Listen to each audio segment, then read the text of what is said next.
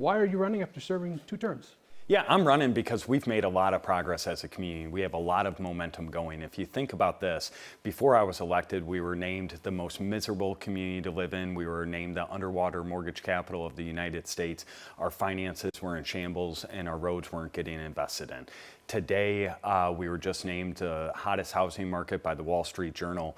We were named one of the best counties to live in the state of Illinois. We're seeing things like Rockford Promise grow so that we can allow every child to go to college tuition free. This summer, we're going to see more than $70 million worth of road work being invested all over our community, from Auburn Street, 11th Street, Mulford, Alpine, West Riverside Boulevard. We're investing nearly double the amount of money in our roads. Our public safety is moving now in the right direction. Before I was elected, it was moving in the wrong direction. We're down 38% in violent crime, down 35% in property crime, and we're seeing a tremendous amount of economic development take place, from the Hard Rock Casino to PCI, who's invested hundreds of millions of dollars in our community. We're seeing vacant buildings being transformed from really dilapidated properties, unproductive properties, to now being really productive properties housing hundreds of jobs. If you look at the former Bonton facility up on North Main, used to be vacant, now it has 700 jobs. You look at the former Jerome Furniture building at Auburn and Main Street, used to be vacant, now it's a small business incubator. So we're reducing vacant properties, we're providing more hope and opportunities for our residents, and I think we're at a really wonderful inflection point for our community, and I love this city, and I just want to see the city grow and make it the community that every one of our residents deserve it to be. Why are you running?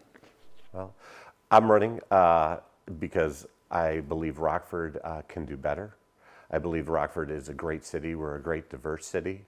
I believe that we have gotten we've got a lot of new money that has came in with a lot of the taxes that we have with the casino and everything. And I want to make sure that Rockford has a brighter future.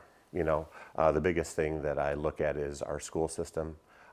We have low graduation rates, but the most important thing that I think that we're not realizing is that our kids are not able to read. We have 8% math proficiency at one of our high schools. You know, 19% be able to read. That's not preparing our future. So I just look at Rockford as we need a true economic growth in Rockford.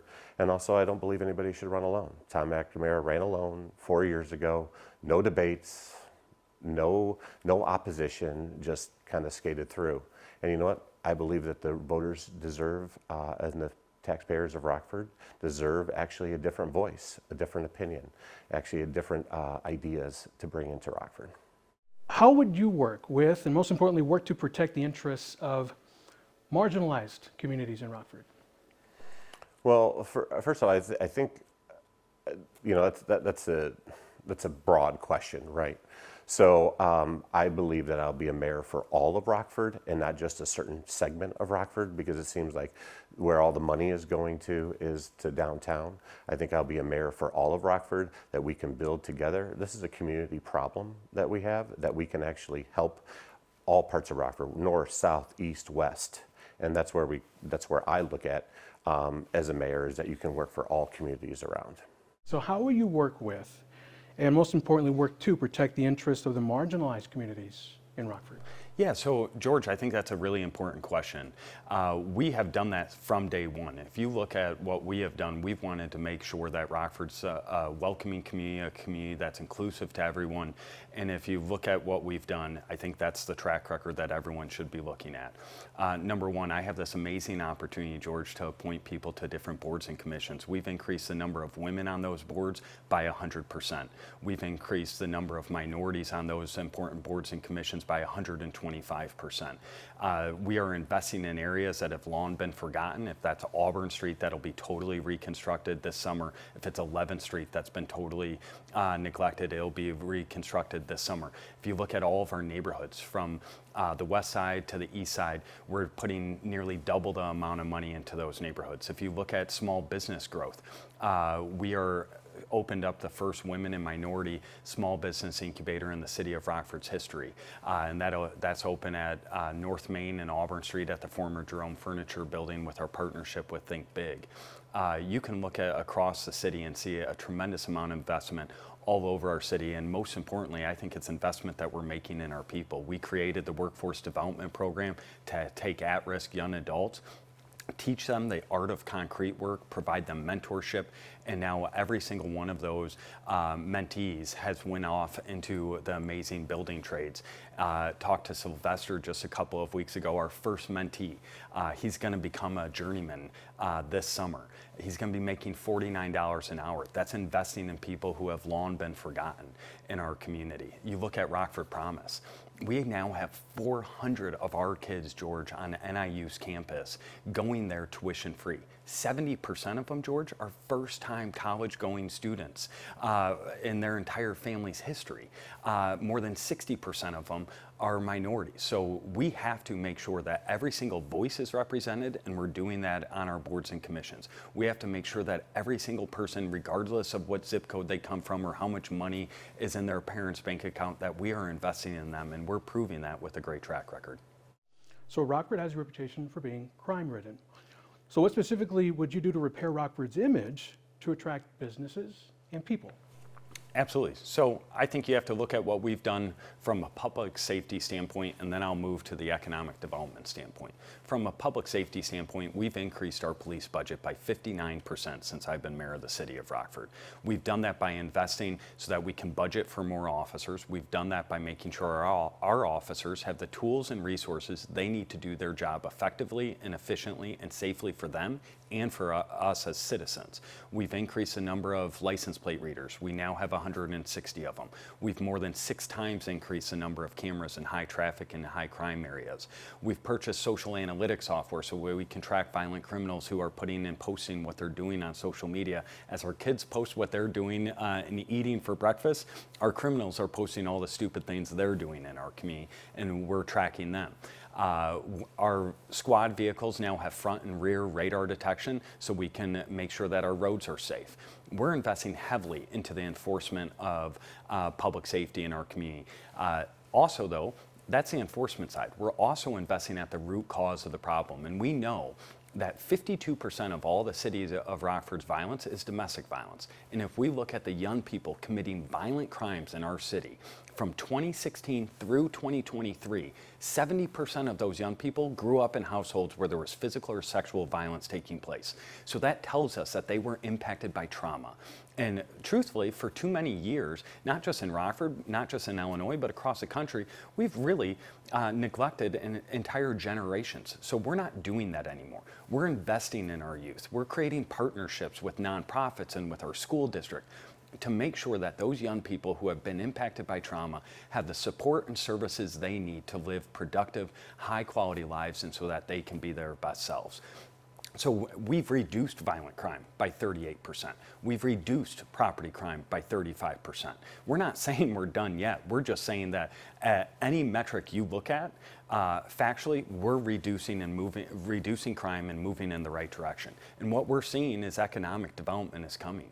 If you look at Hard Rock, we wanted to have a casino in the city of Rockford for more than 30 years.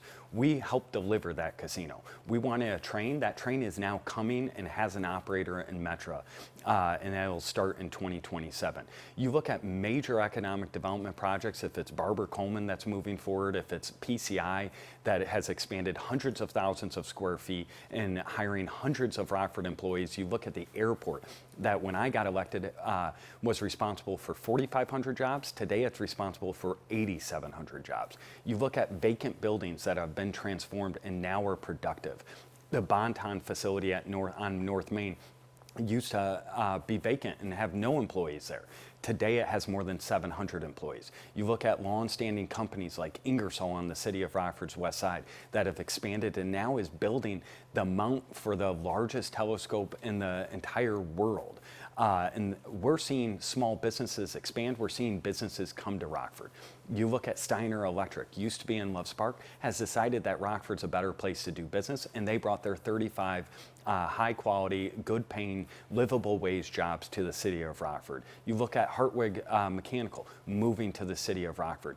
You look at a whole host of businesses that are now choosing the city of Rockford. Rockford does have a reputation of being crime-ridden. Yes. So what specifically would you do to repair Rockford's image to attract, say, businesses and people? Well, if you want to get true economic growth, crime is one of those things. You know, if a company wants to move in here, the first thing there's three things they look at. They look at, hey, where can we send our kids to school, which we have an issue with.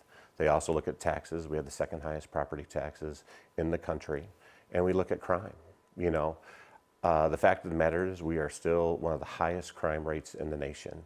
I would definitely take a look at our police and fire board. I think that needs to change a little bit. We're down 32 officers. You know, Thomas McNamara says that we are down in violent crime. Well, the statistics I'm getting from the FBI is that we almost have 3 times the amount of crime rate per person in the city of Rockford compared to everywhere else. When we compare it to different other cities, for example, Elgin, Joliet, Naperville, Aurora. That's unacceptable. So are we hiring the right people? And is crime really down because we're down 32 officers? You know, there was a 75-year-old woman that was raped on the bike path, that sexually assaulted, allegedly. Where was the mayor with that? You know, and that person was from Venezuela that was bussed up here, and with Tom McNamara's welcoming city policies, that's a problem. What do you believe is the biggest issue in Rockford, and what would you do to fix it? The biggest issue that we have is we need to give hope for our children, for jobs for our children, and we need true economic growth. And what I would do is, first of all, we got to take care of the crime. All right, so that's one thing. We need to get our officers back on the streets because they're decimated right now. They're going on calls. Also, our fire department as well. They are the second highest in all of the state compared to Chicago. We need to add another fire station. That is important. The other thing is we need to reduce our legacy cost, which is our pension. By 2037 or 2040, we will. All of our tax dollars for the city of Rockford will go directly towards that. My goal as my first term is actually to reduce that to actually pay that down by $20 to $30 million.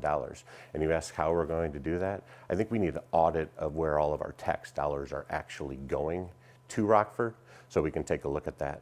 We actually have a large number of non-for-profit organizations. I think a lot of those organizations probably need to merge together to actually help the community, which actually will bring those non-for-profit organizations, whether they're faith-based or not faith-based. And if we bring those together, we can actually help the community a little bit better. For example, the schools. We have children that are not being able to get to schools. So it's a community problem with our schools. The mayor just can't have a microphone, but you know what? The mayor can sit up there and say, hey, we have an issue, and we can bring the city council together. We can create an advisory committee to look at what the school and the school board does, and we can make sure that we can help those that need to get to school. The school should be a refuge for our children and for our families, whether that's after school care, whether that's meals, whether that's as food distribution. We should be able to do that. And if we build those out and give these children hope so they're educated, so they can go out to the world and actually provide a great future for them, especially here in Rockford, because we have a declining population. We're losing 500 people a year in Rockford. That's a declining population. Our income disparity is $13,000 to $14,000 less. We only make, the average household median income is right around $53,000. Compared to Illinois, there's a $14,000 gap there. So where are the jobs? That's living below where we need to live at, right here with all of our citizens. What do you believe is the biggest issue in Rockford, and what's your plan to solve it? So I think one of the interesting things, I've now served in this position for 8 years. As mayor, you can't name one issue. If you're just focusing on one issue, you're missing a lot of other issues. So number one, property taxes. We're the first administration in 70 years to reduce property taxes for the residents of Rockford. I have committed ever since I was an alderman in 2013 to mayor in 2017 and again in 2021, and I commit again for my next term. I'll never increase the city of Rockford's property taxes. Number two, we need to continue to invest in public safety, stopping crime on our streets and getting to crime at its root cause. We've increased the police budget by 59%. We've invested tens of millions of dollars in intervention and prevention programs. We need to continue to draw major employers to the city of Rockford like we have with the Hard Rock, like we have out at the airport, like we have with PCI, hiring hundreds of people. But also, George, we can't deny that there's major things going on in our federal government right now. You look at what we're trying to stop the closure of the Social Security building in the city of Rockford. They want to close, the federal government wants to close the Social Security building that is so important, George, that 50,000 individuals are coming with their claims to our Social Security building. It would be ridiculous to see an MSA of over 300,000 people not have a Social Security Administration building that our residents could go to. It would hurt our seniors. You look at what they're trying to do at the federal level when it comes to education. It's hurting Rockford University. It's hurting Rockford Public Schools. It's hurting Rock Valley College. I have to focus on all those things. I don't have the luxury of just focusing on one issue or one major challenge. There's so many challenges going on and facing municipalities. I haven't even mentioned the unfunded mandates that are coming out of Springfield that we have to constantly fight back and push back on. So there's no one single issue, and I think that's, truthfully, some of the fun of the job, but also the difficulty of the job is that you need to focus on all of these issues to make sure that everyone in Rockford can be raised up and live their best life right here in the city. So what's your final pitch to voters on why Rockford should vote for you? So before I got elected, George, we were named the underwater mortgage capital of the United States. We were named the most miserable community. Our property taxes were rising. Our property values were dropping. City's finances were in shambles. Today, our finances are in fantastic condition as a city. Our property taxes are reducing. Our property values are up 60%. We're moving in the right direction when it comes to public safety, reducing violent crime by 38%, property crime by 35%. We saw a 30% reduction in shots fired from 2024 to 2023. We're seeing more economic development come to our community. I love this city. I love what this city is today, and I love what it can be for our residents. And our residents deserve to live in a community that is safe, that is thriving, that has high quality of life, and that we're not putting too much of a burden on our residents while providing more opportunities to them. And I would love to earn the support of the residents of the city of Rockford for a term in office for my third term. All right, thank you, Mayor. Appreciate Thank the you, time. George. What's your final pitch for why Rockford should vote for you? Well, I thank you for that question. If you want real, true economic growth, if you want to solve the issues that we have with crime, property taxes, and our children, you are going to vote for me. I have the business background as a director of sales. I built my businesses up. I opened a Roll on Tap in 2014. Like I said, I just wasn't given the silver platter or the keys to the city where all of a sudden I have all this money coming in. No, I actually built it brick by brick, employee by employee, state by state. And that's what I can do for Rockford because we can change it all together. Appreciate your time. Thank you. Thank you.